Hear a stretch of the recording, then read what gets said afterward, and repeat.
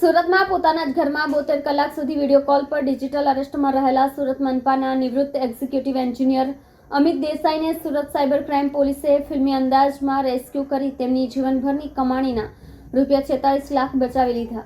સુરતમાં પોતાના જ ઘરમાં 72 કલાક સુધી વિડીયો કોલ પર ડિજિટલ અરેસ્ટમાં રહેલા સુરત મનપાના નિવૃત્ત એક્ઝિક્યુટિવ એન્જિનિયર અમિત દેસાઈને સુરત સાયબર ક્રાઇમ પોલીસે ફિલ્મી અંદાજમાં રેસ્ક્યુ કરી તેમની જીવનભરની કમાણીના 46 લાખ બચાવી લીધા।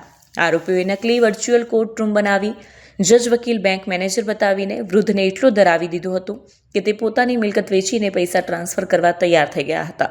આ દરમિયાન પોલીસે સમયસર પહોંચીને કેવી રીતે સાયબર માફિયા સાથે વાત કરીને વૃદ્ધોને બચાવ્યા તેનો વિડીયો પણ સામે આવ્યો છે।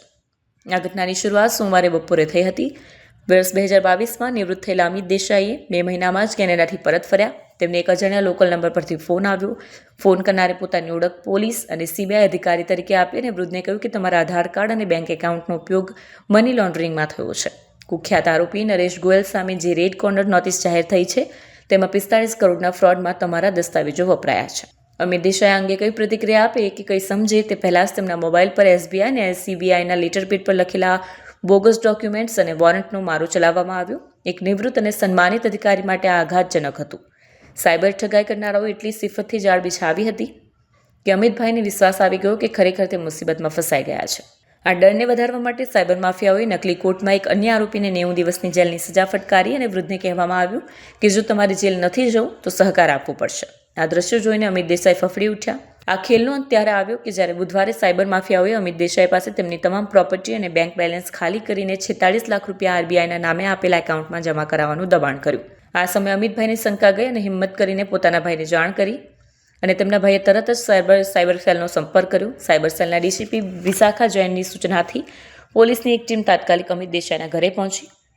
જ્યારે પોલીસ દરવાજામાં પ્રવેશી ત્યારે અમિત દેસાઈ તે જ વિજય ખન્ના નામના સાયબર માફિયા સાથે વિડીયો કોલ પર હતા। પોલીસ અધિકારીઓએ ધીમેથી રૂમમાં પ્રવેશ કર્યો અને આખી બાજી પલટી નાખી। પોલીસ અધિકારી જ્યારે અમિતભાઈની બાજુમાં પહોંચ્યા ત્યારે સાયબર માફિયાને કંઈક અજુગતું લાગ્યું। તેણે અમિતભાઈને પૂછ્યું, તમારી બાજુ કોણ છે? આ સાંભળતા સાયબર સેલના અધિકારીએ અમિતભાઈના હાથમાંથી મોબાઈલ આંચકી લીધો અને કેમેરો પોતાની તરફ ફેરવી દીધો। સાયબર સેલનું નિવેદન અને ચેતવણીએ આ સમગ્ર ઓપરેશન પાર પાડનાર સુરત સાયબર સેલના ડીસીપી વિશાખા જૈને જણાવ્યું કે અમને જાણકારી મળતા જ અમારી ટીમ અમિતભાઈના ઘરે પહોંચી। તે સમયે તેઓ સંપૂર્ણપણે ડિજિટલ અરેસ્ટની સ્થિતિમાં હતા અને ખૂબ જ ડરેલા હતા। તેમનું સફળ રેસ્ક્યુ કરાયું છે। વિશે માહિતી આપતા કહ્યું કે આ કોલ્સ અને ઓપરેશન મોટાભાગે વિદેશથી, ખાસ કરીને સાઉથ ઇસ્ટ એશિયાના દેશોમાંથી ઓપરેટ થતા હોય છે। અમે નંબર ટ્રેસિંગ શરૂ કર્યું છે અને આરોપી સુધી પહોંચવા માટેના ચક્રો ગતિમાન કર્યા છે। મારું નામ અમિત કુમાર જયંતકુમાર દેસાઈ છે। હું સુરત મહાનગરપાલિકામાં એક્ઝિક્યુટિવ એન્જિનિયર તરીકે રિટાયર થયો છું 30/6/2022ના રોજ અને તારીખ 17/11ના રોજ 17/11/2025ના રોજ બપોરે 3:30 કલાકે ટાઈમાંથી મારા પર ફોન આવ્યો અને મારા આધારની ઝેરોક્સ પરથી કોઈ મુંબઈમાં કાર્ડ લીધું છે અને એ કાર્ડથી મુંબઈના લોકોને સેક્સ અને પોર્નોગ્રાફીને રિલેટેડ બધા મેસેજીસ મોકલે છે અને હેરેસમેન્ટ કરે છે। એ રીતની ફરિયાદ નોંધાઈ છે મારી સામે મુંબઈમાં। એમ કરીને એમણે મને મુંબઈ ક્રાઇમ બ્રાન્ચની અંદર વાતચીત કરાવી। એ મુંબઈ ક્રાઇમ બ્રાન્ચની વાતચીત દરમિયાન એ લોકોએ ક્લિયરન્સ માટે હેડક્વાર્ટર ફોન કરીને ત્યાં તપાસ કરતા મને મની લોન્ડરિંગ કેસમાં પણ હું ઇન્વોલ્વ છું એ રીતનું એ લોકોએ ચાલુ કર્યું અને મારી સીબીઆઈ ઇન્કવાયરી કરવી પડશે એમ કરીને પછી એ લોકોએ સીબીઆઈમાં મારો કોલ ટ્રાન્સફર કર્યો અને મને વોટ્સઅપ નંબર મોકલ્યો કે આ નંબર પર કોલ કરો, વિડીયો કોલ। અને ત્યાર પછી સીબીઆઈમાં વોટ્સઅપ કોલથી વાત કરાવી અને તેની અંદર એ લોકોએ મારી પાસે બધી મારી ડિટેલ મેળવી લીધી અને મને મની લોન્ડરિંગ કેસ નરેશ ગોયલના કેસમાં 538 કરોડના ગોટાળામાં એક મારા નામનો એટીએમ કાર્ડ યુઝ થયો છે અને જેનાથી 2 કરોડનું ટ્રાન્ઝેક્શન કર્યું છે નરેશ ગોયલ। એ રીતની આખી સ્ટોરી બનાવી એ લોકોએ અને ત્યાર પછી એ લોકોએ મારી સામે બીજે દિવસે ઈડીનું ટ્રાન્સફર, મારું ધરપકડ એરેસ્ટ ઓર્ડર કાઢ્યો અને મને બધા ડોક્યુમેન્ટ્સ મોકલ્યા અને પછી એમાંથી બચવા માટે એવું કીધું કે બપોર પછી કોર્ટ સમક્ષ વિડીયો કોલથી હાજર રહેવાનું રહેશે। જજ આગળ રજૂઆત કરો, જો બચી જાવ તો કસ્ટડી ન થાય। એટલે ત્યાર પછી જજ સમક્ષ મારું હિયરિંગ કરાયું। તેમાં જજ, 2 વકીલ, સીબીઆઈનો સ્ટાફ, પોલીસ બધા હાજર હતા અને મારી સાથે કેનરા બેંકનો બીજો મેનેજર પણ હતો અને એ બેનું હિયરિંગ થયું અને તેની અંદર મને પછી કીધું કે તમને બાકાત રાખી છે પણ તમારે સહકાર આપવો પડશે, તમારી બધી વિગત આપવી પડશે, ફાઇનાન્શિયલ એસેટ્સ બધી આપવી પડશે। અને ત્યાર પછી બીજે દિવસે મારી પાસે બધા ડોક્યુમેન્ટ્સ લઈ લીધા અને બપોર પછી એ લોકોનો ફોન આવ્યો કે હવે આ બધું વેચી દેવું અને આના લિક્વિડ પૈસા તમે આરબીઆઈની અંદર અમે જે બેંક ખાતા નંબર મોકલીએ તેની અંદર તમે બેંકમાં RTGS થી ટ્રાન્સફર કરો. અને આ વાત આવતા મેં મારા ભાઈને કોલ કર્યો અને મારા ભાઈએ સાયબર સેલમાં દેસાઈ સાહેબને ફોન કર્યો. દેસાઈ સાહેબે પોલીસની ટીમ મોકલી, તરત ટીમ આવી ગઈ અને મારું વિડીયો કોલિંગ એ દરમિયાન એમની સાથે ચાલુ જ હતું. અને તેની અંદર એ લોકોએ બધી વાતચીત સાંભળી અને પછી મારો કોલ એક પોલીસવાળા સાહેબે લીધો અને તેમાં વિડીયો કોલ બંધ કરીને પેલા ભાઈને કીધું તમારો ચહેરો બતાવો, પણ પેલા ભાઈ ચહેરો નહીં બતાવ્યો. થોડી રકઝક થઈ પણ નહીં થયું ને ત્યાર પછી કોલ બંધ કરી દીધો. પછી અમે સાયબર સેલ ઓફિસે આવ્યા, મેડમને મળ્યા અને સાહેબને મળીને બધો મારા કેસની ડિટેલ આપી અને તપાસ ચાલુ કરી. સાહેબ એટલે એમ તો એ બધું જ એમ કે વેચી દેવું એવું કહેતા હતા.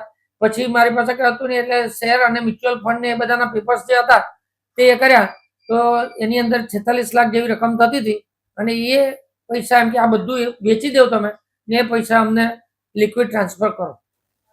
ગઈકાલે સાયબર ક્રાઇમ સેલ સુરત પોલીસની માહિતી મળી કે એક એસએમસીના રિટાયર્ડ વરિષ્ઠ નાગરિક છે, એમનું નામ છે અમિતભાઈ દેસાઈ અને એમની સાથે ડિજિટલ અરેસ્ટની પ્રક્રિયા ચાલુમાં જ છે.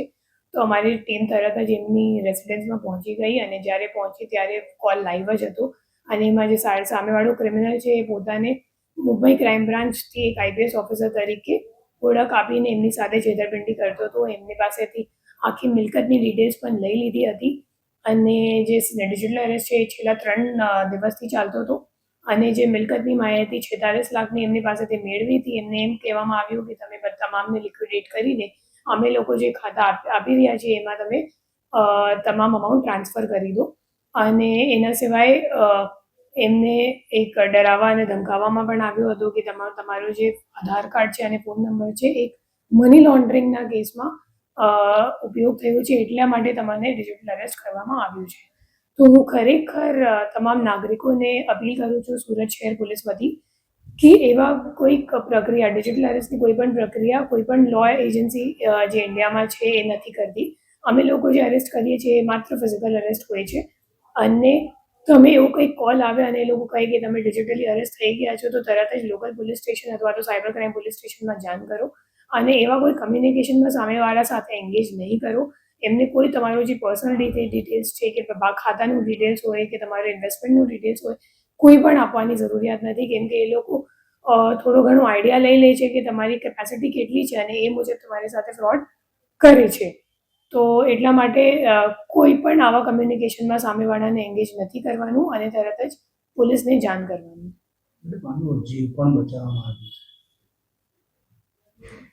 એમના જે અમે લોકોને જે મોબાઈલ વગેરે મળ્યું છે, નંબર વગેરે મળ્યું છે, એમનો ટેકનિકલ વર્કઆઉટ કરીને અમે લોકો જે ક્રિમિનલ છે એમને સુધી પહોંચવાનો પ્રયત્ન કરી રહ્યા છીએ અને જે કાકા છે એ તો બચી ગયા. એમનો જે 46 લાખ રૂપિયા છે અમે લોકો એમને રેસ્ક્યુ કરી લીધું છે અને અમાઉન્ટ ટ્રાન્સફર એ કરે એના પહેલાં આપણે ત્યાં પહોંચી ગયા હતા.